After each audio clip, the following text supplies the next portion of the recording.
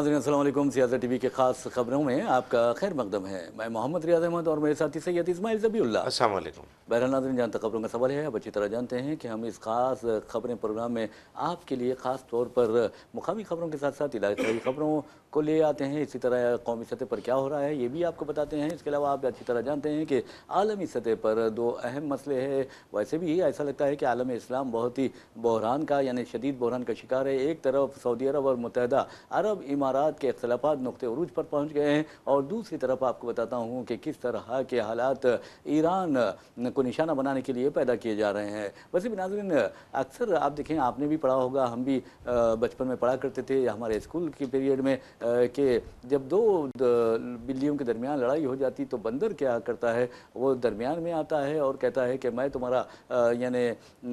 फैसला करूँगा। तो बहरहाल एक बन के टुकड़े को लेकर लड़ाई होती है, तो बंदर कहता है कि ठीक है, लाओ तुम्हें दोनों बराबर बराबर हिस्सा दूंगा। तो एक हिस्सा काट के खाता है तो दूसरा हिस्सा बढ़ जाता है, फिर दूसरा हिस्सा खाता है तो फिर दूसरा पहला हिस्सा बढ़ जाता है, तो पहला हिस्सा खाता है, फिर दूसरा हिस्सा बढ़ जाता है। तो यकीन मानिए वो पूरा बन जो होता है वो चट कर जाता है और बिल्लियाँ भूखी रहती हैं और ये बंदर जो है वो डकाने लेते हुए वहाँ से निकल जाता है। तो बहरहाल नाज़रीन, ये कहानी सुनाने का मकसद हम आपको हमारी खबरें सुनकर ही अंदाज़ा हो जाएगा कि हमने ये वाक़या क्यों सुनाया है। और इसलिए सुनाया है क्योंकि आलमी हालात जो ख़तरनाक रुख इख्तियार कर रहे हैं उस बारे में आप अच्छी तरह जान जाएंगे। हम बात कर रहे हैं ईरान पर हमले के लिए अमेरिका तैयारियां कर रहा है। और आपको ये बता दूं कि अब्राहम लिंकन जो बहरी बेड़ा है USS अब्राहम लिंकन, वो ईरान के साहिल के करीब पहुंच गया और बताया जाता है कि सिर्फ 240 किलोमीटर दूर अब वो ईरान के साहिल से रह गया है। और एक अहम बात यह है कि अमेरिकी सदर डोनाल्ड ट्रंप ये भी कह रहे हैं कि मैं बिलवास्ता तौर पर यानी इनडायरेक्टली ईरान से मुज़ाकरात में शामिल होऊंगा। आपको शामिल होने के लिए किसने कहा है, ये भी एक अहम बात है। ट्रंप ये भी कहते हैं कि इस मरतबा ईरान बहुत ज़्यादा संजीदा दिखाई दे रहा है मुज़ाकरात में और माहिदा हो सकता है। अगर माहिदा नहीं होगा तो फिर ईरान का बुरा हाल होगा। उन्होंने ये बात भी कही है। यानी आप देखेंगे कि दो बहरी बेड़े, एक तो पहला बहरी बेड़ा USS अब्राहम लिंकन ईरान के साहिल के करीब पहुँच रहा है, और दूसरी तरफ आप देखेंगे कि किस तरह दूसरा बहरी बेड़ा भेजने का भी इशारा उन्होंने दे दिया है। यानी डिस्ट्रॉयर्स है और यानी जो फौजी अड्डे हैं अमेरिका के उसमें इजाफा हो रहा है। सामान हरबी, आलात हरबी जिसे जंगी साजो सामान कहा जाता है, वो भी बड़े पैमाने पर मशरिक़ वस्ता यानी उस इलाके में रवाना किया जा रहा है और ईरान को सबक सिखाने की बातें की जा रही है। लेकिन एक बात यह है कि बरतानिया का एक मीडिया हाउस है, उसने एक रिपोर्ट शायद की है और मैं समझता हूँ कि वो रिपोर्ट बहुत ही ख़तरनाक है। और वो इस रिपोर्ट में वाज़ेह तौर पर बताया गया है कि अमेरिका में ने इतनी सलाहियत पैदा कर ली है कि ईरान को कम अज़ कम यानी हर रोज़ ईरान पर वो 800 फ़ज़ाई हमले कर सकता है। तो आप अंदाज़ा कीजिए कि एक तरफ आप धमकी दे रहे हैं, दूसरी तरफ बहरी बेड़े ईरान के करीब पहुंचा रहे हैं, और तीसरी तरफ आप बात करते हैं कि हम मज़ाकरात कर रहे हैं और मज़ाकरात कामयाब हो जाएंगे। ईरान संजीदगी से बात कर रहा है, लेकिन आपको अंदाज़ा नहीं है नाज़रीन कि अमेरिका है, अमेरिका और इसराइल पर कभी भी कोई भरोसा नहीं कर सकता। और मुझे तो ऐसा लगता है कि रमज़ान की आमद है, और ऐसे में ये जो इस्लाम दुश्मन ताकतें होती हैं, मुस्लिम दुश्मन ताकतें होती हैं, वो रमज़ान में अक्सर आप देखेंगे कि मुस्लिम ममालिक को निशाना बनाती हैं। तो बहरहाल अब ऐसा लग रहा है कि अमेरिका एक तो धमकियाँ दे रहा है, दूसरी तरफ मुज़ाकरात की बात कर रहा है। ये ऐसे ही है जैसे पाकिस्तान हिंदुस्तान में दहशतगर्दी का इर्तिकाब करता है और फिर अमन की बात करता है। और हमारे डोनाल्ड ट्रंप है कि अमन की बात कर रहे हैं, बातचीत की बात कर रहे हैं, मुज़ाकरात की बात कर रहे हैं, गुफ्तो शनीद की बात कर रहे हैं, लेकिन धमकियाँ भी देते जा रहे हैं। और ईरान ने भी कह दिया है कि तुम जो चाहे कर लो, और हमारे लिए ये जो सूरत हाल है, ये करो या मरो की सूरत हाल है, और हमारे लिए सूरत हाल ऐसी है कि हम अब मौत का ताक़ुब करने लगे हैं और इंशाअल्लाह ज़िंदगी हमारा पीछा करेगी या हमें थाम लेगी। ईरान का ये कहना है। बहरहाल नाज़रीन, ये अमेरिका की बात हमने सुनाई है, इसलिए सुनाई है कि जो कहानी आपको सुनाई थी उस कहानी को आप समझ गए होंगे। तो इब्राहिम, हमारे जो दोस्त हैं सैयद इस्माइल ज़बीउल्लाह, उनकी तरफ जाते हैं और ये सवाल करते हैं कि अमेरिका के बारे में ये कहा जा रहा है कि ईरान पर कम अज़ कम यूमिया 800 फ़िज़ाई हमले करने की सलाहियत अमेरिका ने पैदा कर ली है। और आपको ये बता दूं कि अब ये भी कहा जा रहा है कि ट्रंप धमकी दे रहे हैं, अगर तुम माहिदा नहीं करेंगे तो तुम्हारा बुरा हाल होगा। जी, यकीनन अब मुसलसिल हम देख रहे हैं, जैसा कि आपने बहरी बेड़ों का भी जिक्र किया। दो बहरी बेड़े, पहले तो ईरान का मुहासरा कर लिया गया है। ईरान को चारों तरफ से घेरने के बाद ये हालात पैदा कर दिए गए हैं, या तो बातचीत करें या जंग करें। ईरान को घुटनों पे लाकर उसको मजबूर करके बातचीत के टेबल पर लाने का काम किया जा रहा है। ये दूसरे दौर की बातचीत रियाज साहब जेनीवा में शुरू हो रही है। ये जौहरी तजुर्बात को लेकर, जौहरी हथियारों को लेकर जिस तरीके के इल्ज़ामात ईरान पर लग रहे हैं, अब्बास इराक़ची का भी एक बयान आया है, और फिर एक उसके नायब वज़ीर हैं हामिद धनबारी, उन्होंने भी ये कहा है कि अमेरिका ने पेशकश भी की है गैस और तेल में सरमायाकारी करने के हवाले से। इस पेशकश में जो बातचीत होगी उसके हवाले से ये कहा गया है कि जनीवा में जो दूसरे दौर की ये बातचीत, क्योंकि पहले दौर की बातचीत का भी तज़किरा हमने किया था, हमारे नाज़रीन को हमने पहले दौर की भी गुफ्तगू की बात की थी जब ईरान ने बहुत सारे मुआहदात को ठुकरा दिया था। यहाँ पर अहम बात यह है कि एक आदमी को मजबूर करके, उसका मुहासरा करके, ज़बरदस्ती उस पर जंग मुसल्लत करके आप ये कह रहे हैं कि बातचीत के टेबल पे आओ, ये अफसोसनाक बात है। और फिर यहाँ पर आपने एक हवाला ये भी दिया कि सऊदी अरब और मुत्तहिदा अरब अमारात के दरमियान में जो कशीदगी है वो तेज़ी से उसमें इजाफा हो रहा है। तो ये हालात बनाए जा रहे हैं मशरिक़ी वस्ता में, मिडिल ईस्ट में, अपनी इजारादारी को बरकरार रखने के लिए। आपको याद होगा रियाज साहब, कुवैत और इराक के माबैन जब जंग हुई थी, वो जंग भी मसनवी तौर पर तैयार की गई थी। वो जंग को इराक पर हमले के लिए हालात बनाए गए थे। हालांकि ये बाद में ये चीज़ें सामने निकल कर आई कि इराक की जानिब से किसी किस्म का हमला कुवैत पर नहीं किया गया था, ज़बरदस्ती के इराक पर जंग मुसल्लत की गई, और वो जंग का पूरा मकसद यही था कि सद्दाम हुसैन को जवाल पजीर करना, उनकी हुकूमत का तख्ता उलटना। यहाँ पर भी उसी किस्म के हालात बनाए जा रहे हैं। उस वक्त हम ये मुसलसिल कह रहे थे, जो इराक में जंग के हवाले से जिन मशरिक़ी वस्ता के ममालिक जो अमेरिका के साथ है, कल की बारी उनकी भी आएगी। आज ईरान का घेराव कर लिया गया है, ईरान को निशाना बनाने का काम किया जा रहा है। हालांकि बिलवास्ता ट्रंप की इस बातचीत में शामिल होने की पेशकश और ऐलान, देखिए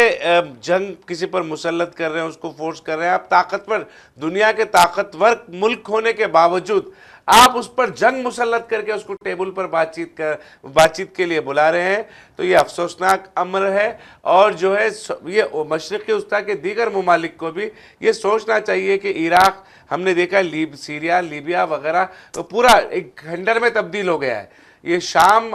ये ममालिक जो हैं, कभी अपनी मतलब एक बड़ी तहजीब हुआ करते थे, एक बड़ी सिविलाइज्ड कंट्रीज ममालिक हुआ करते थे, आज वो खंडर में तब्दील हो गए हैं। तो उन ममालिक को देखें, और फिर ईरान पर जो जंग मुसल्लत की जा रही है उसको देखें, उससे सबक ले मशरिक़ी वस्ता के ममालिक। अभी भी वक्त है, आपके पास दौलत है, आपके पास सरमाया है, आप एक जौहरी हथियार बने, जौहरी मुल्क बने, और अपने वजूद का एहसास सारी दुनिया को दिलाए। यकीनन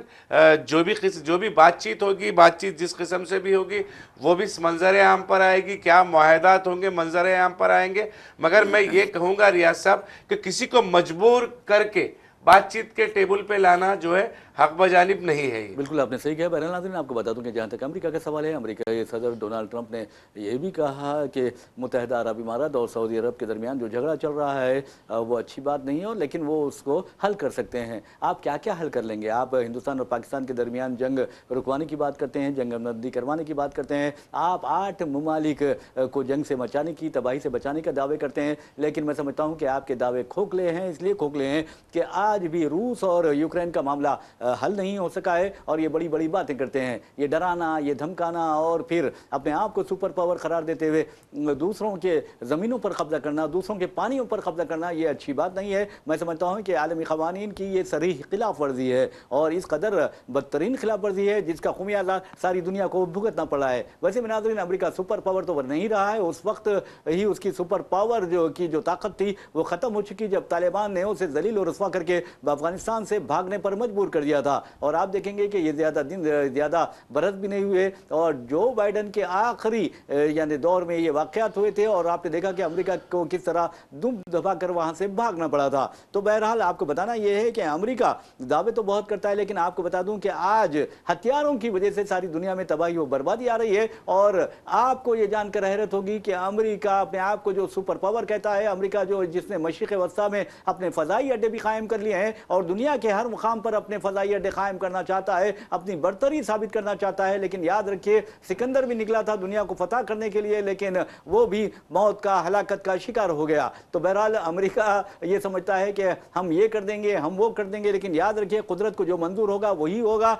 आज अमेरिका अपने ये जोम में है कि भाई हम सुपर पावर है, लेकिन तालिबान ने जिस तरह उन्हें जलील और रुस्वा किया, मैं समझता हूं कि अमेरिका की तारीख का वो बदतरीन बाप था और दुनिया की तारीख का बेहतरीन बाप था, सुनहरी बाप था। और एक अहम बात आपको बता दूं कि अमेरिका, जैसा कि अगर आप दुनिया की बात करते हैं हथियार सप्लाई करने वाले ममालिक की, तो अमेरिका सर फहरिस्त दिखाई देता है और उसके बाद दूसरे नंबर पर आता है फ्रांस। फ्रांस से 4 गुना ज्यादा हथियार अमेरिका दुनिया में फरोख्त करता है, यानी first, second, third, fourth position जो है वो अमेरिका के लिए ये है, समझिए। और दूसरा जैसा कि फ्रांस है, रूस है, चीन और जर्मनी। लेकिन अमेरिका सबसे ज्यादा एक्सपोर्ट करता है, दुनिया का सबसे बड़ा एक्सपोर्टर है हथियारों का, आम एक्सपोर्टर है। और आपको ये बता दूं कि 2020 और 2024 के दौरान अमेरिका ने तकरीबन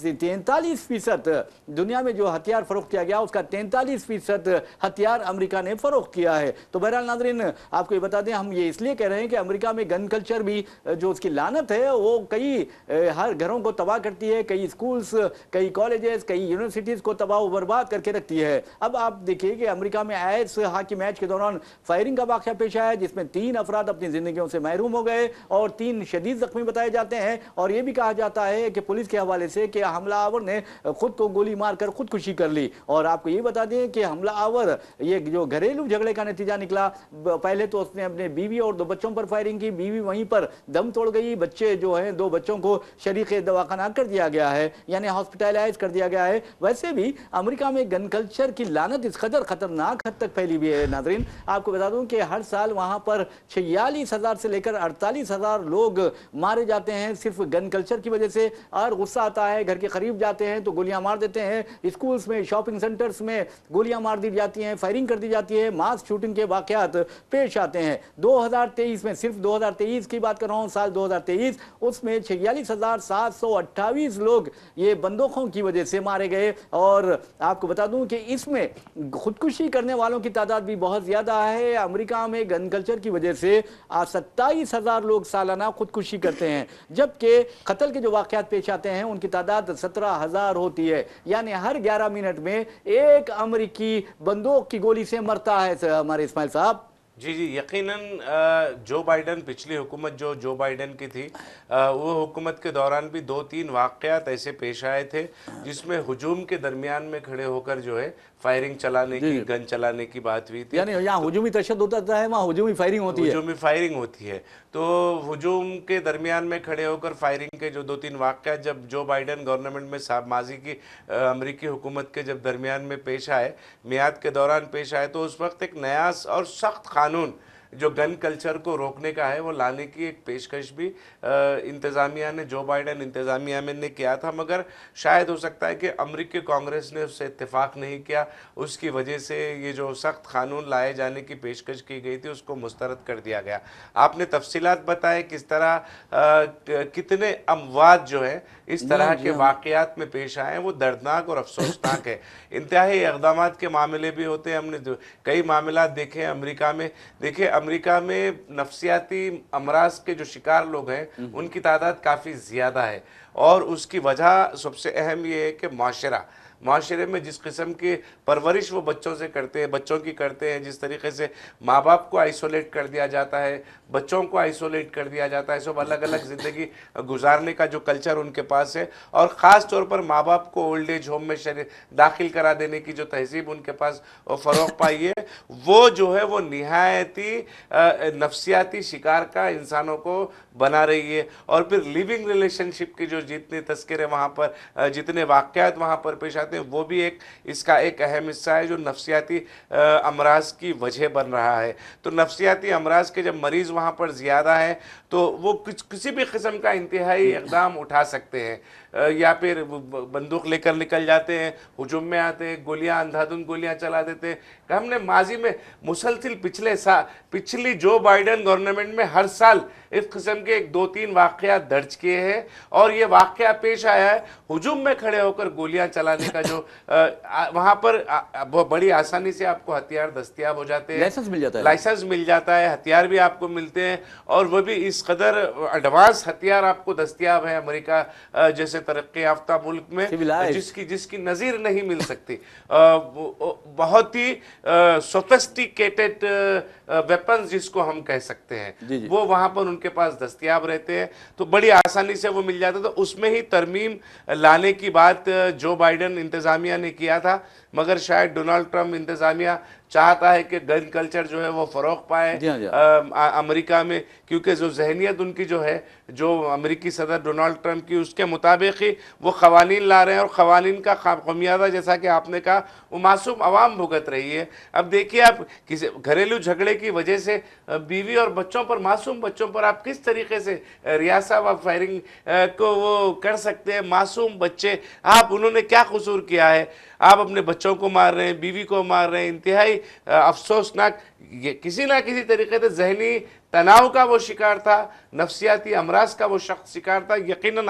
آنے والے دنوں میں اس کی بھی رپورٹس منظر عام پر آئیں گی, مگر ایک قانون بنایا جانا چاہیے, امریکہ ہو یا بھی دنیا کا کوئی بھی ترقی یافتہ ملک ہو, وہاں پر گن کلچر کو روکنے کی, گن کلچر کی جو وہ جس کی وجہ سے نقصان ہو رہا ہے معاشرے کو, اس کو روکنے کے لیے, اس کے سدباب کے لیے کچھ نہ کچھ ترمیمات لائے جانے چاہیے. بہرحال ناظرین, جیسا کہ میں نے آپ کو بتایا کہ ہر 11 منٹ میں گن کلچر کے نتیجے میں ایک موت ہوتی ہے امریکہ میں. تو امریکہ ویل سویلائزڈ ہے, کیا سویلائزڈ ملک ہے. کیا آپ دیکھیں گے کہ وہاں لوگ ایک دوسرے کو مارنے لگتے ہیں, ایک دوسرے کا قتل کرنے لگتے ہیں. اور گن کلچر کا, جیسا کہ اسماعیل ذبیح اللہ نے بھی کہا کہ ڈونلڈ ٹرمپ چاہتے ہیں کہ یہ گن کلچر باقی رہے, تو اس کا مطلب آپ کو بتاتا ہوں کہ جو ڈیموکریٹس ہیں وہ گن کلچر کے خلاف ہیں, اور ریپبلکنز جو ہے وہ گن کلچر کے تائید و حمایت میں ہیں. تو بہرحال جب تک ڈونلڈ ٹرمپ ہے وہاں پر گن کلچر ختم ہونے والا نہیں ہے. اور امریکہ میں آپ کو بتا دوں کہ 50 ریاستیں ہیں, اور جیسا کہ روس نے بازی ہاری ہے, امریکہ کی باری ہے. اس طرح کے اندازے لگائے جا رہے ہیں, کیونکہ امریکہ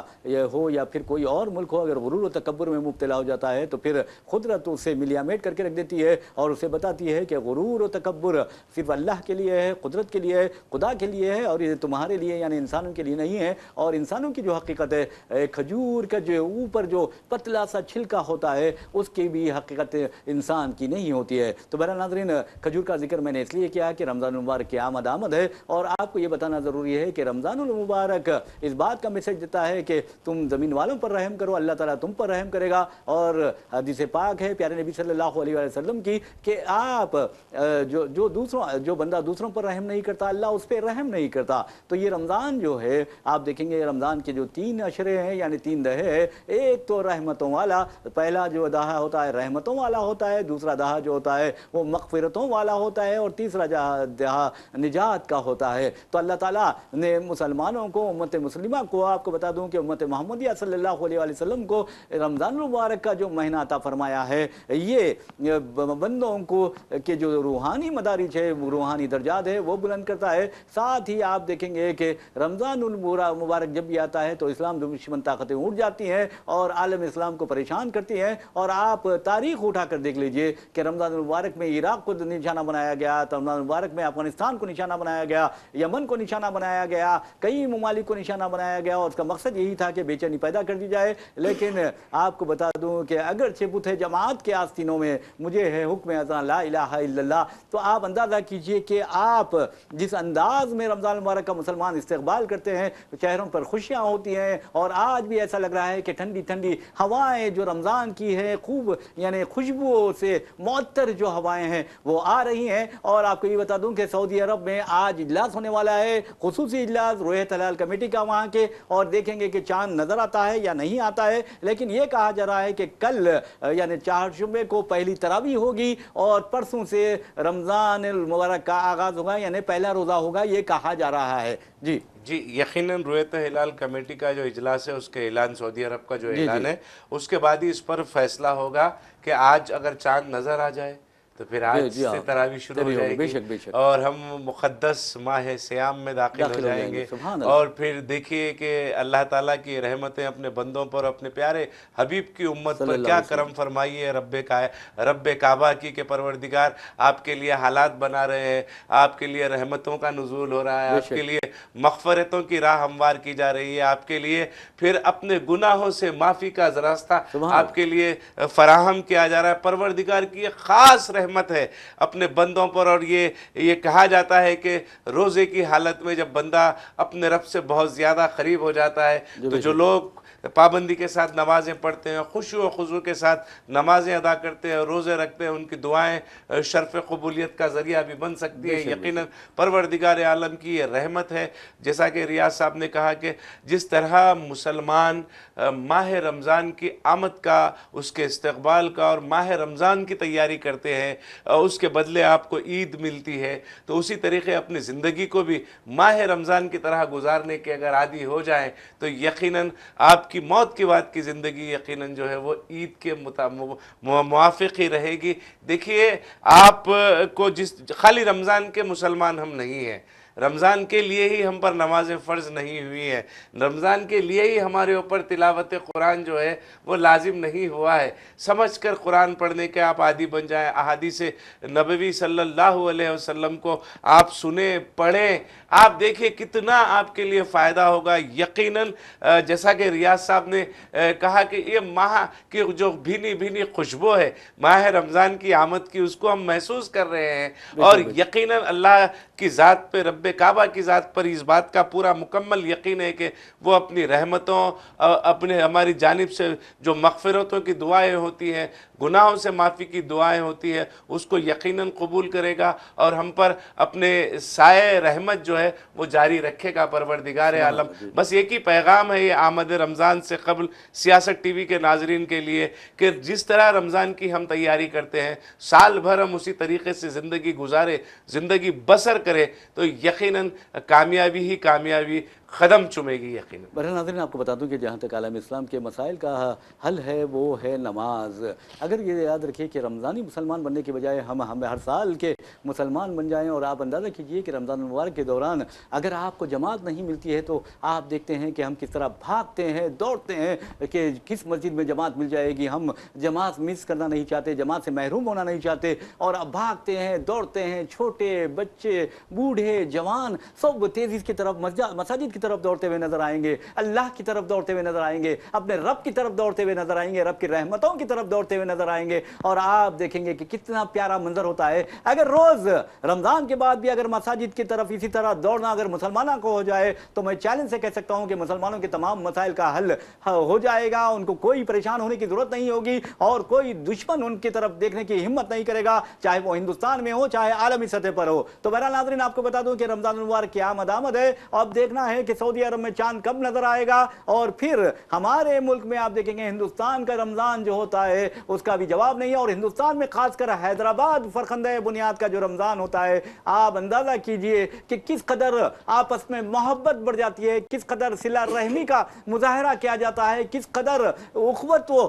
یعنی ایثار کا مظاہرہ کیا جاتا ہے، کس طرح بھائی چارگی کا مظاہرہ کیا جاتا ہے، ہر کسی کے لیے دسترخوان وسیع کر دیے جاتے ہیں، ہر کسی کے لیے دروازے کھول دیے جاتے ہیں، یعنی رحمتوں کے دروازے کھول دیے جاتے ہیں، رزق کے دروازے کھول دیے جاتے ہیں۔ کس طرح اہتمام کرتے ہیں مسلمان کہ اپنے روزے دار بھائی کو افطار کروائیں، تو آپ اندازہ کیجئے کہ یہ حیدرآباد ہے، اور میں سمجھتا ہوں کہ حیدرآباد کے یہی برکت ہے رمضان المبارک کے، حیدرآباد میں خوشحالی ہے، حیدرآباد میں محبت ہے، حیدرآباد میں الفت ہے، حیدرآباد میں وفاداری ہے، اور یہی وجہ ہے کہ یہاں پر رمضان میں آپ دیکھیں گے کہ نور ہی نور نظر آتا ہے، اور سب یہی کہتے ہیں اللہ اکبر، یعنی اللہ بہت بڑا ہے، اللہ ہی بڑا ہے۔ ہے. تو بہرحال ناظرین, رمضان المبارک کی آمد ہے اور ہر کوئی اب یہی چاہتا ہے کہ وہ ان رمضان المبارک میں زیادہ سے زیادہ رحمتیں لوٹیں. تو بہرحال ہم سیاست ٹی وی پر آپ کو رمضان المبارک, خاص طور پر عالم اسلام میں رمضان المبارک کی جو رونقیں ہوتی ہیں, جو خوشیاں ہوتی ہیں, اسے بھی واقف کرواتے رہیں گے اپنے نیوز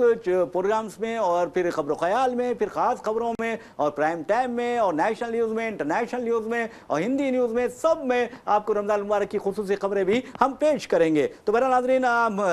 لیے چلتے ہیں ایک اور خبر کی جانب, اور خبر یہ ہے کہ GHMC یعنی greater municipal corporation of Hyderabad, اس کو آپ کو بتا دیں کہ 10 فروری کو اس کی میعاد ختم ہو گئی ہے, اور حکومت نے ایک آرڈر نمبر 55 نکالا ہے, جس کے تحت GHMC کو 3 بلدی کارپوریشنز یعنی GHMC greater municipal corporation of Hyderabad اور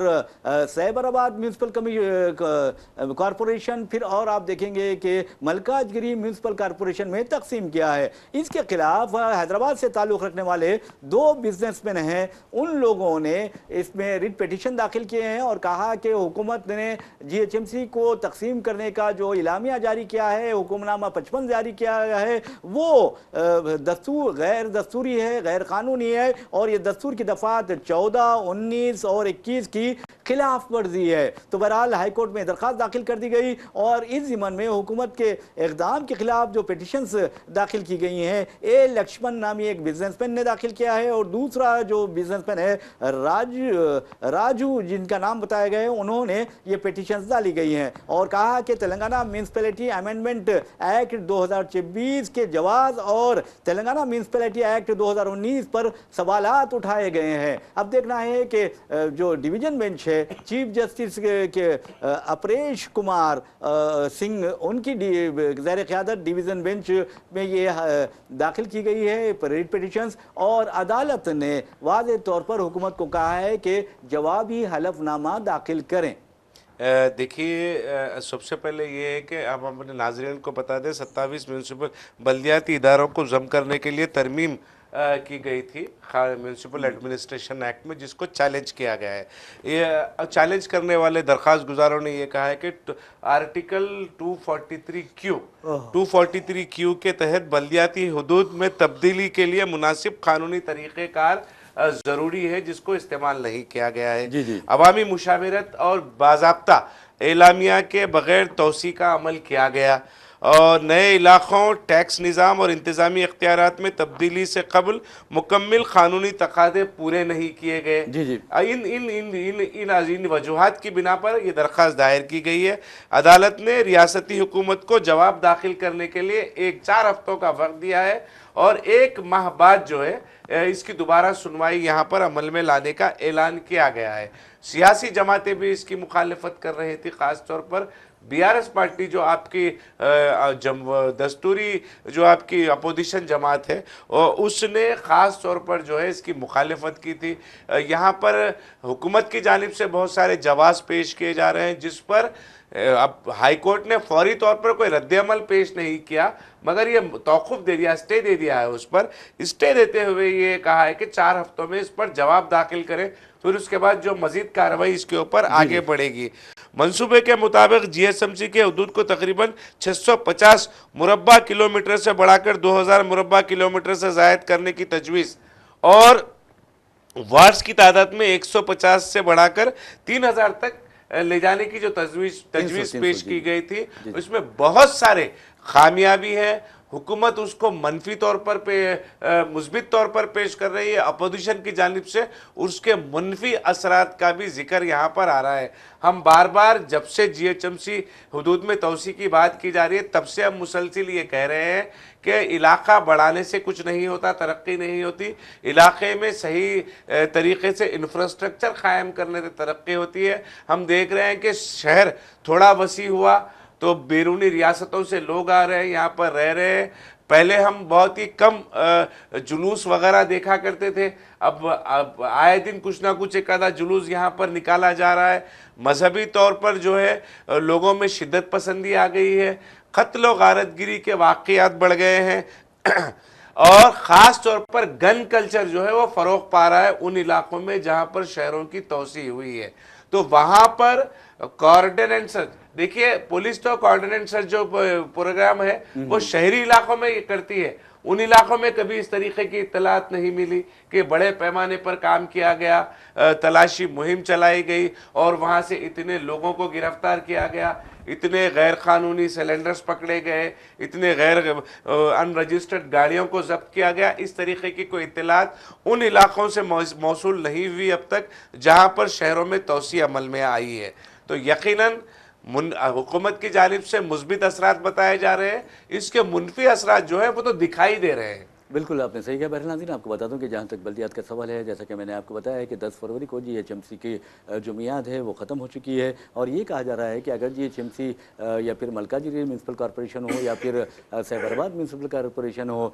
وہ اگر قانونی رکاوٹیں اس سے دور ہو جاتی ہیں تو پھر اپریل تک یہاں پر انتخابات بھی ہو سکتے ہیں۔ اب یہ کہا جا رہا ہے کہ کانگریس نے اپنے فائدے کے لیے یہ کام کیا ہے، بی آر ایس بھی اس سے ناراض ہے، بی جے پی بھی ناراض ہے، لیکن مجلس اتحاد المسلمین کی ناراضگی کے بارے میں کچھ پتہ نہیں ہے۔ تو بہرحال کہنے کا مطلب یہ ہے کہ حالیہ بلدی انتخابات میں جس طرح کے واقعات پیش آئے، کانگریس نے جس طرح کامیابی حاصل کی، اور اگر دیکھا جائے تو پھر بی آر ایس کا جو یعنی کہ پرفارمنس رہا وہ بھی برا نہیں رہا، اور بی جے پی نے بھی کریم نگر میونسپل کارپوریشن پر قبضہ کیا، لیکن اچھا ہوا کہ نظام آباد میونسپل کارپوریشن پر بی جے پی قبضہ کرنے میں ناکام رہی۔ ایک بات ضرور ہے کہ جو کارگزار صدر ہیں بی آر ایس کے کے ٹی آر کا کہنا ہے کہ ہمارے نامہ نگار جو ہیں شاہ نواز بیگ، انہوں نے ابھی ہمیں بتایا ہے کہ انہوں نے کے ٹی آر سے بات کی ہے، اور کے ٹی آر نے کہا ہے کہ بی جے پی اور کانگریس سکے کے دو رخ ہے، اور بی آر ایس جو ہے ایک سیکولر پارٹی ہے، کیونکہ آپ نے دیکھا کہ کریم نگر پر جو جس انداز میں بی آر ایس کے کارپوریٹرز نے یعنی ابسینٹ رہتے ہوئے یعنی بی جے پی کی کامیابی کی راہ ہموار کی تھی، اس پر اس کی وہ وضاحت کر رہے تھے اور کہا کہ کئی مقامات پر انہوں نے بی جے پی کو بلدیات پر اور کارپوریشن پر قبضہ کرنے سے روکا ہے، ان کا یہ دعویٰ ہے۔ لیکن آپ اندازہ کیجئے کہ جہاں تک سیکولر ووٹوں کا سوال ہے، سیکولر ووٹ ہمیشہ بغیر کسی یعنی چوں چرا کے سیکولر پارٹیوں کو دیے جاتے ہیں، لیکن افسوس کی بات یہ ہے کہ سیکولر پارٹیز جو ہیں وہ مسلمانوں سے ناانصافی کرتی ہیں، جس کی مثال کانگریس بھی ہے۔ جی یقیناً سیکولر پارٹیوں کی جانب سے ناانصافیاں کا سلسلہ بڑا طویل ہے، اس کی ایک بڑی داستان ہے، اس کو اگر ہم بیان کرنا شروع کریں تو وقت کم پڑ جائے گا۔ ریاض صاحب، بی آر ایس پارٹی کے کارگزار صدر کے ٹی راما راؤ کا جو بیان ہے، وہ بیان کل بھی ہم نے اس پر بات کی تھی، سیاسی بدلے کے طور پر بھی اس کو ایک اقدام کو لیا جا سکتا ہے، مگر یہاں پر اہم بات یہ تھی کہ بی جے پی کو اقتدار پر آنے سے روکنے کا معاملہ تھا، اور بی جے پی کو اقتدار میں آنے سے روکنے کے معاملے میں بی آر ایس اور کانگریس دونوں ناکام ہوئے ہیں۔ کسی نہ کسی طریقے سے ہم اے آئی ایم آئی ایم کی بات یہاں پر اس لیے نہیں کریں گے کہ جس علاقے میں بی جے پی برسر اقتدار آئی ہے، میئر بنائی ہے، وہاں پر ایم آئی ایم کا اثر کچھ زیادہ نہیں تھا۔ اگر کانگریس اور بی آر ایس ساتھ مل جاتے تو بہت زیادہ فائدہ ہوتا تھا، اور کہیں پر یہ بھی کہا جا رہا ہے کہ کانگریس اور بی جے پی نے ہاتھ ملا کر کارپوریشن تشکیل دیا ہے، تو اس پر صدر مجلس اتحاد المسلمین اسد الدین اویسی یہ کہہ رہے تھے کہ میں ہندوستان بھر میں گھوم کر تمہارے اس اتحاد کا چرچا کروں گا، تو وہ یہ بھول رہے ہیں کہ آکوٹ میں انہوں نے بی جے پی سے ہاتھ ملا کر کارپوریشن کی تشکیل دی ہے۔ حالانکہ کانگریس کا بی جے پی سے ہاتھ ملانا عموماً معیوب نہیں سمجھا جائے گا تلنگانہ میں، لیکن انہوں نے کہا ہے کہ ہمارے جو امیدوار نے آکوٹ میں بی جے پی کی تائید کی تھی اسے نوٹس دے دی گئی ہے، نکال دیا گیا، اس طرح کی باتیں یہ اور بات ہے کہ وہ چاکلیٹ کھلانے والے باتیں سیاسی جماعتیں کرتی ہیں، تو وہ سیاسی باتوں کے چاکلیٹ آپ اور ہمارے لیے وہ چاکلیٹ معنی نہیں رکھتا، تو جو حقیقت ہے وہ حقیقت کو قبول کرنا ہے۔ تو بی آر ایس کا جہاں تک بات ہے، بی آر ایس نے جو مظاہرہ کیا ہے بلدی انتخابات میں وہ توقعات سے اوپر آیا ہے، اور جس طریقے کی توقع کی جا رہی تھی کہ بی آر ایس کو کونے میں کر دیا جائے گا، دبا دیا جائے گا، اس کو سویپ کلین کر دیا جائے گا، کانگریس سویپ کلین ون ہوگی، ایسا نہیں ہوا۔ بی آر ایس نے بھی اپنے وجود کا بہترین احساس دلایا ہے، اور کے ٹی راما راؤ جس کو عموماً سیاسی حلقوں میں کے ٹی آر کے نام سے جانا جاتا ہے، کے ٹی آر نے اسی انتخابی نتائج کے فوری بعد بعد یہ کہا تھا کہ یہ نتائج جو ہے وہ اسمبلی انتخابات پر اثر انداز نہیں ہوں گے. پارٹی کا موقف پھر بھی ٹھیک ہے, بہتر ہے, اور یہ کہا جاتا ہے ریاض صاحب مجالس مقامی کے انتخابات میں وہی پارٹی مطلب طاقتور ہوتی ہے جس کی حکومت ہوتی ہے, جس کی لاٹھی اس کی بھینس کی جو مثال ہے وہ یہاں پر پیش کی جا سکتی ہے. تو اسی وجہ سے کانگریس کے بھی نتائج بہت اچھا ہے, مگر کریم نگر میں ہم اگر دیکھیں گے تو وہاں پر جو کانگریس کی قیادت ہے, ریاستی قیادت ہے, وہ مکمل طور پر ناکام, وہ جو قائدانہ صلاحیتوں سے محروم نظر آئی وہاں پر. یقیناً کیونکہ قائد جو ہوتا ہے اس کو یہ ہر صورت میں وہاں پہ اگر آپ تشکیل دیتے تو پھر مہیش کمار گوڑ کی قائدانہ صلاحیتوں کا اعتراف مرکز میں بھی کیا جاتا تھا, کانگریس کی مرکزی قیادت بھی یہ کر سکتی. ویسے بھی یہ بھی کہا جا رہا ہے کہ میچ فکسنگ ہوئی ہے وہاں پر, یقیناً میچ فکسنگ, بلیک میلنگ جو کرتی ہے بی جے پی اس کا بھی اثر ہو سکتا ہے وہاں پر. یقیناً ہو سکتا ہے کہ بہت ساری چیزیں یہ ہمارے قائدین کے, کانگریسی قائدین کے بھی بی جے پی کے پاس موجود ہوں گے, جس کو بتا کر کیسٹ بتا کر کوئی کسی کو کیسٹ بتا کر یا ویڈیو بتا کر ٹریڈ ڈیل پر لانے کے لیے, ٹیبل پہ لانے کے لیے آمادہ کر سکتا ہے, اور پھر اسٹین کے خالی ای میلز کو منکشف کر کے جو ہے ٹریڈ ڈیل کرا سکتا ہے. $500 ملین کی سرمایہ کاری کو یقینی بنا سکتے ہیں کوئی, تو پھر یہاں پر بھی یہ ممکن ہو سکتا ہے کوئی جا کر امریکہ ایپسٹین کے قریب ہونے کے لیے, ڈونالڈ ٹرمپ کے قریب ہونے کے لیے اسرائیل جا کر ناچ گا سکتا ہے کوئی. تو پھر یہ تمام چیزیں بہت, مودی ہے تو ممکن ہے, یہ جو مودی ہے تو یہ تمام چیزیں ممکن ہے. ریاض صاحب بہت بڑی بات ہے, اور ممکن جو ہوتا ہے ناممکن بھی ہو جاتا ہے بعض مرتبہ, اور مشکل بھی ہو جاتا ہے. بہرحال ناظرین آپ کو بتا دوں کہ جہاں تک جیفری ایپسٹین کا سوال ہے, جیفری ایپسٹین آپ اچھی طرح جانتے ہیں کہ اب ہر بچہ جاننے لگا ہے کہ وہ ایک ایسا دلال تھا جو انٹرنیشنل لیول کا دلال تھا, جو اپنے آپ کو یعنی خود ساختہ سو کالڈ کہیے, جس انداز میں اپنے آپ کو بڑے لوگ کہتے ہیں, حکمران کہتے ہیں, ولی عہد کہتے ہیں, یا پھر آپ دیکھیں گے کہ پرائم منسٹرز کہتے ہیں, یا پھر پریزیڈنٹس کہتے ہیں, ڈپلومیٹس ہو یا پھر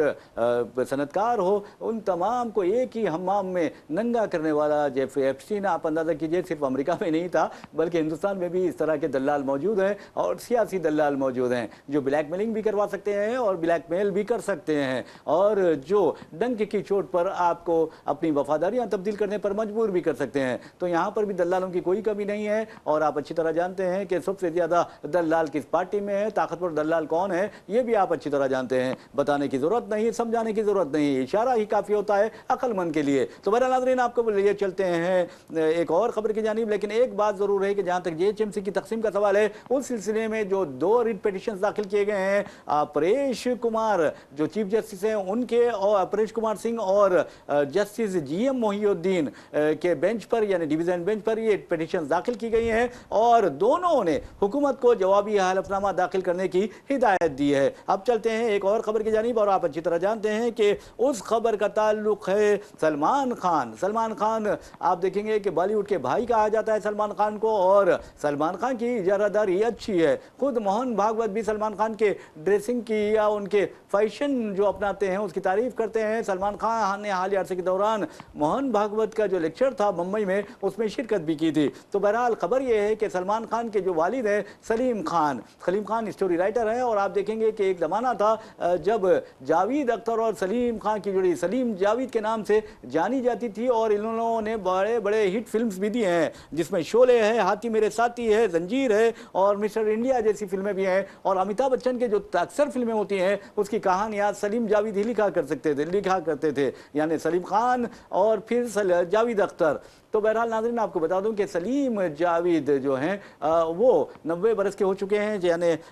نومبر میں, یعنی 24 نومبر کو 90 برس کے ہوئے, یعنی 2025. تو آپ اندازہ کیجئے کہ اب وہ 90 سال کے ہو گئے ہیں, اور 90 سال کے ہونے کے بعد اب یہ ان کے بارے میں اطلاعات آ رہی ہے کہ ان کی طبیعت اچانک بگڑ گئی, جس کے نتیجے میں انہیں ممبئی کے لیلاوتی ہاسپٹل میں شریک کر دیا گیا ہے, ICU میں رکھا گیا ہے. ویسے بھی ناظرین آپ کو بتا دوں کہ جہاں تک سلیم خان کا تعلق ہے, سلیم خان کے بارے میں یہ کہا جاتا ہے کہ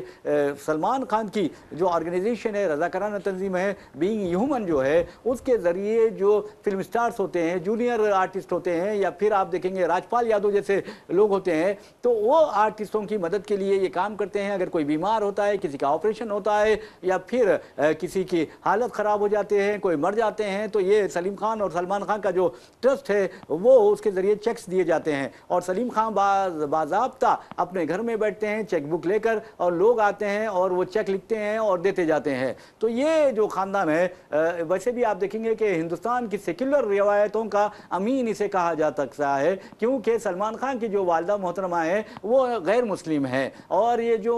सलीम खान है उनकी और एक बेगम है हेलन, वो यहूदी हैं। तो बहरहाल यहाँ पर आपको बहुत एक सेक्युलर मिजाज मिलेगा। यकीनन सेक्युलर मिजाज मिलेगा, और सेक्युलर मिजाज का एक नमूना आपके सामने सलमान खान भी है। बिला तफरीक मजहब व मिल्लत ज़ात पात लोगों की वो बीइंग ह्यूमन के ज़रिए से मदद करते हैं। 17 फरवरी आज यानी सलीम खान को तबीयत ख़राब होने की वजह से अस्पताल में दाखिल किया गया। ICU में वो ज़ेर इलाज है, जैसा कि रियाज साहब ने तफसीलात बताया। मगर ख़ानदान की जानिब से या डॉक्टर्स की जानिब से शरीक कराने की तबीयत ख़राब होने की जो वजूहत है, वो वजूहत का इंकशाफ अभी मैं समझता हूँ ज़ईफ़ुल उम्री की वजह से। ज़ईफ़ुल उम्री है, उम्र का तकाजा भी हो सकता है। 90 साल की उम्र में, 90 साल की उम्र में, लेकिन अभी भी सलीम खान को अगर आप देखें तो वो 90 साल के दिखाई नहीं देते। हाँ। और फिर देखिए जैसा कि रियाज साहब ने तफसीलात बताई बीइंग ह्यूमन की, और उनके जो चैरिटी वर्क है, इमदादी और खैराती काम है बीइंग ह्यूमन के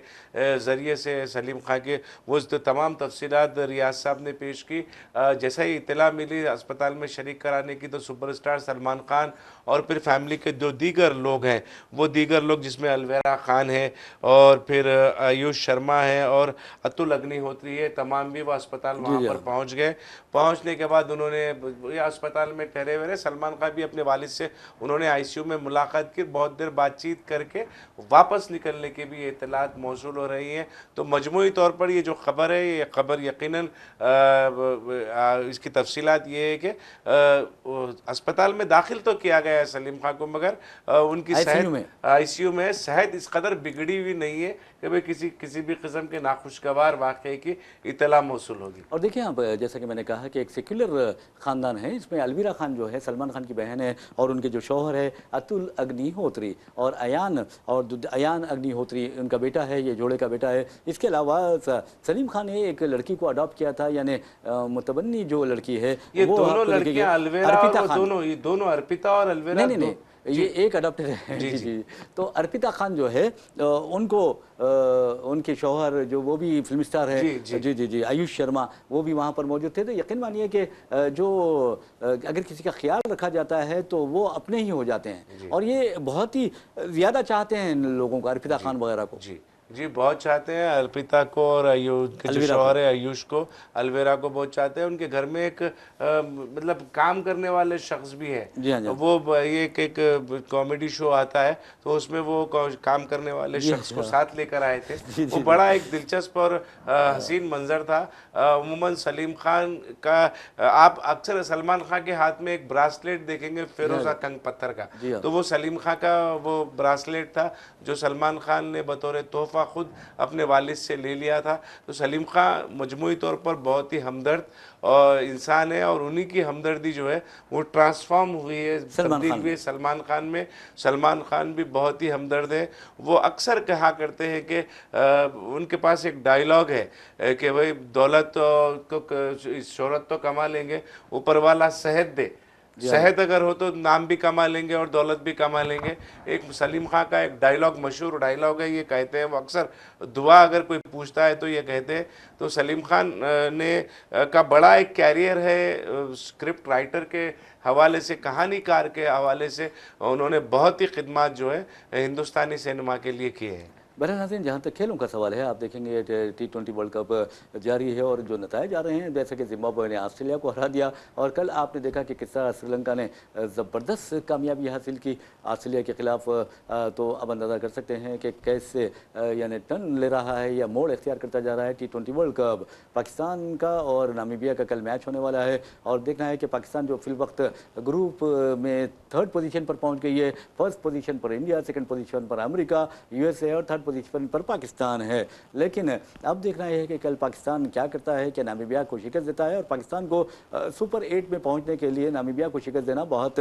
ज़रूरी है। लेकिन जहां तक आप देखेंगे कि क्रिकेट का सवाल है, ये या खेल का सवाल है, ये आपस में मोहब्बत बढ़ाता है, मुख्तलिफ मुल्कों के दरमियान, मुख्तलिफ बिरादरियों के दरमियान, कम्यूनिटीज़ के दरमियान मोहब्बत पैदा करता है। लेकिन आपको बता दूं कि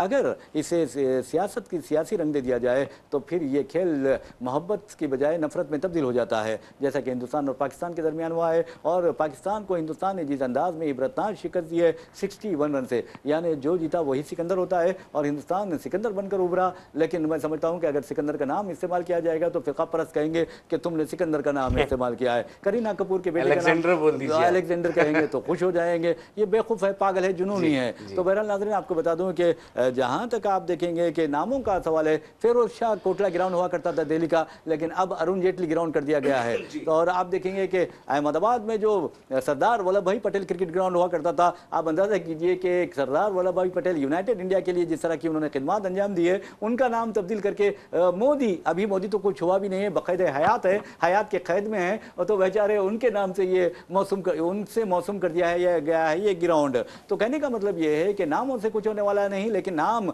वो बहुत ज़्यादा गर्दिश करते हैं जो अपने मुल्क के लिए खिदमत अंजाम देते हैं। इस मामले में अगर आप देखेंगे तो इमरान खान की मिसाल ली जा सकती है। इमरान खान ने क्रिकेट के जरिए पाकिस्तान का नाम रोशन किया, न सिर्फ पाकिस्तान का बल्कि क्रिकेट का बेखार बुलंद किया था। और आपको बता दूं कि जिस अंदाज में माजी के जो क्रिकेट कैप्टन है वो इस बात को लेकर काफ़ी नाराज़ हैं। ये अलग बात है कि पाकिस्तान में जो बुज़दिली और डरपोकी का मुजाहरा किया जा रहा है, ख़ासतौर पर जो क्रिकेट खिलाड़ी हैं, साबिक़ कप्तान है, वो इमरान खान के हक़ में बोलने से डर रहे हैं और शर्मा रहे हैं, मर रहे हैं। लेकिन आपको बता दूं कि सुनील गावस्कर हो या कपिल देव हो, इन लोगों ने और इनके साथ साथ दूसरे 12 इंटरनेशनल लेवल के कप्तानों ने साबिक़ माजी में जो कप्तानी अंजाम दे चुके हैं, कैप्टनशिप कर चुके हैं, उन लोगों ने एक ज्वाइंट स्टेटमेंट जारी किया है और पाकिस्तानी वज़ीर-ए-आज़म शहबाज शरीफ के नाम ये लेटर लिखा है और कहा है कि इमरान खान ने पाकिस्तान का नाम रोशन नहीं किया बल्कि सारे आलम क्रिकेट का नाम रोशन किया। वो एक वक़ार की अलामत है, एक आप देखें एहतराम की अलामत है सारे दुनिया क्रिकेट में, आलमी क्रिकेट में। और उनके साथ जिस तरह का सलूक किया जा रहा है वो अच्छी बात नहीं है, बल्कि उनके साथ फेयर एंड ह्यूमन ट्रीटमेंट किया जाना चाहिए, यानी मुनसिफाना और इंसानी सलूक रवा रखा जाना चाहिए। ये कपिल देव ने कहा है, सुनील गावस्कर ने कहा है, सर क्लाइव लैड ने कहा है, और आपको बता दूं कि एलन बॉर्डर ने कहा है, ग्रेग चैपल ने कहा है। इमरान खान के बारे में कहा खुद कपिल देव का और सुनील गावस्कर का ये कहना है कि इमरान खान यकीनन हमारे कॉम्पिटिटर हैं, हमारे मुकाबला किया करते थे, लेकिन हम अच्छे दोस्त भी थे और दोस्त भी हैं। ऐसे में इमरान खान एक अच्छे इंसान भी है, एक अच्छे खिलाड़ी भी है, और उन्हें उनके साथ जिस तरह का सलूक रवा रखा जा रहा है, इस तरह का सलूक रवा रखा नहीं जाना चाहिए। ये इंतकामी सियासत है, इस तरह की बात कही है। और शर्म की बात यह है कि पाकिस्तान के जो साबिक़ क्रिकेटर्स है वो एक लफ्ज भी नहीं बोल रहे हैं इमरान खान की ताईद में। नहीं अच्छा ये इसमें थोड़ा सा चेंजेस है रियाज साहब। हाँ, शायद आफरीदी कहा है बस। दो तीन दिन पहले वक़ार यूनुस और वसीम अकरम का एक स्टेटमेंट आया था, इन्होंने सख्ती के साथ कहा था। उसके बाद जो शाहिद आफरीदी ने तो इमरान खान की मुखालिफत की थी, सियासी तौर पे जो है सियासी तौर पर शाहिद आफरीदी ने इमरान खान की मुखालिफत की और मुखालिफत करते हुए शहबाज शरीफ से कुर्बत हासिल करने की कोशिश की। उन्होंने इमरान खान का जो वक़ार है, इमरान खान ने जो उन्हें मौका फराहम किया था, शाहिद आफरीदी का अगर नाम है तो क्योंकि हमने तो बड़ी तवील अरसे से हम मुसलसल क्रिकेट देख रहे हैं, क्रिकेट के अच्छे मद्दाहों में हमारा शुमार होता है, तो हम जो साफ और शफाफ क्रिकेट होती है हम वो क्रिकेट के मद्दा है। और हिंदुस्तानी क्रिकेट टीम के सबसे बड़े फ़ैन हम हैं, अपने आप को कहेंगे। ये किसी नारंगी अंडे के डर से नहीं ये कह रहे हैं, हुब्बुल वतनी है हमारे दिल में, वो हिंदुस्तान हमारा देश है, मुल्क है, हम उसकी उस टीम के मद्दा हैं। और दूसरी चीज़, शाहिद आफरीदी को अगर किसी ने मौका फराहम किया है, शाहिद आफरीदी को शाहिद आफरीदी अगर किसी ने बनाया है तो वह कप्तान इमरान खान का रोल था। हालांकि शाहिद आफरीदी खामोश रहे, इंतखाबात के हवाले से खामोश रहे, इमरान खान को जेल भेजा जा रहा था उस वक्त खामोश रहे। वक़ार यूनुस और वसीम अकरम ने 2 दिन कबल एक स्टेटमेंट दोनों का ये मंजर आम पर आया है, और अब्दुल खादर भी उस स्टेटमेंट में अब्दुल खादर तो नहीं रहे इस दुनिया में जी, عبد القادر کے ایک اسپنر ہے, میں نام بھول رہا ہوں ان کا, وہ جو انہوں نے اسٹیٹ میں 3 بڑے کھلاڑی, پاکستانی کرکٹ ٹیم کے 3 بڑے کھلاڑی ہیں, انہوں نے یہ بیان دیا ہے کہ کپتان کو فوری رہا کیا جائے, انہیں ہسپتال میں علاج کے لیے داخل کیا جائے. دوسرے جو ٹیم کے دوسرے ممبرز جو ہیں غالباً وہ خاموش رہے, پاکستانی کرکٹ بورڈ خاموش رہا. افسوس کی بات ہے کہ پاکستان کو ورلڈ چیمپئن بنانے میں اگر کسی نے اہم رول ادا کیا ہے تو وہ عمران خان نے کیا تھا. کرکٹ کی محبت رکھیں, سیاسی خوف میں اگر کچھ کام اگر آپ کر رہے ہیں تو یقیناً وہ نقصان دہ رہے گا آپ کے لیے, ملک کے لیے, ملک کے کھیل کے لیے نقصان دہ رہے گا. کسی سیاسی جماعت کے دباؤ میں آ کر اگر فیصلے لیے جاتے ہیں تو وہ یقیناً اس بورڈ کے لیے نقصان دہ ثابت ہوتے ہیں. اور ویسے بھی جیسے کہ آپ نے کہا ہے کہ ورلڈ کپ جتانے میں پاکستان کو عمران خان کا زبردست کردار رہا ہے, اور آپ دیکھیں گے کہ جاوید میاں اور عمران خان کے بارے میں کہا جاتا تھا کہ وہ جو اپنے مقابل کھلاڑی ہوتے تھے ان پر نفسیاتی دباؤ ڈالنے میں کامیاب ہو جاتے تھے, لیکن عمران خان کی دانشوری مسلمہ ہیں. اور آپ کو یہ بتا دیں کہ کس طرح پاکستان کو 1992 میں عمران خان نے ورلڈ چیمپئن بنایا تھا, یہ بہت بڑی بات ہے. اور میں یہ کہہ سکتا ہوں کہ جب یوسف خان یعنی دلیپ کمار جب پاکستان گئے تھے شوکت خانم ہاسپٹل کا اناگریشن کے لیے, تو آپ دیکھیں گے کہ اس بھرے مجمع میں بڑی بڑی شخصیتیں موجود تھیں, بڑے فلم سٹارز موجود تھے, لیکن اپنے لب و لہجے, اپنی نالج, اپنے گفتگو, اپنے گفت و شنید انداز تخاطب جو ہوتا ہے اور پرواز تخیل کی جس بلندی پر وہ پہنچے ہوئے تھے, وہ 2 شخصیتیں تھے, ایک عمران خان اور دوسرے دلیپ کمار. اور میں یقین سے کہہ سکتا ہوں کہ اگر دلیپ کمار ایکٹر نہیں ہوتے تو یقیناً دانشور ہوتے, اور عمران خان کرکٹر نہیں ہوتے تو یقیناً دانشور ہوتے. تو بہرحال ناظرین, اسی کے ساتھ ہم اپنا پروگرام خاص خبریں اختتام کو پہنچاتے ہیں. اپنے میزبان محمد ریاض احمد اور میرے ساتھی سید اسماعیل ذبیح اللہ کو اجازت دیجیے. انشاءاللہ پھر ملاقات ہوگی, پھر بات ہوگی. تب تک کے لیے اللہ حافظ. اللہ حافظ.